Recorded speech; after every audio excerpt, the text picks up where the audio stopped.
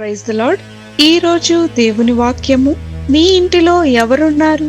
ఆయన ఇంట ఉన్నాడని వినవచ్చినప్పుడు అనేకులు కూడి వచ్చిరి గనుక వాకిటనైనను వారికి స్థలము లేకపోయెను. ఆయన వారికి వాక్యము బోధించుచుండెను. మార్కు సువార్త 2వ అధ్యాయము 2వ వచనం.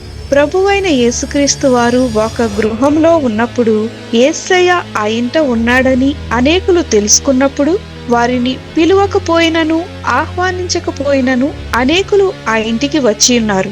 అనేకులు ఆ ఇంటికి రావడానికి కారణము ఆ ఇంటి గొప్పతనమో లేక ఆ ఇంటి వారి గొప్పతనమో కాదు గాని ఆ ఇంటిలో గొప్ప బోధకుడైన యేసయ్య ఉండుట చేతనే. ఆయనను చూచుటకును ఆయన మాటలు వినుటకును వచ్చి ఉన్నారు.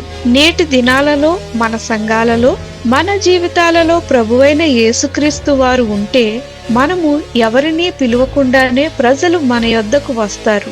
ఎలానగా జనులు నీ వెలుగునకు వచ్చెదరని ప్రభువు సెలవిచ్చుచున్నాడు. కనుక మనము మన జీవితాలలో యేసయ్యను కలిగియుందుము గాక. ప్రార్థన. ప్రభువైన యేసు, మా జీవితాలలో నిన్ను కలిగి జీవించుటకు సహాయం చేయమని యేసు నామమున అడుగుచున్నాము తండ్రి. ఆమేన్.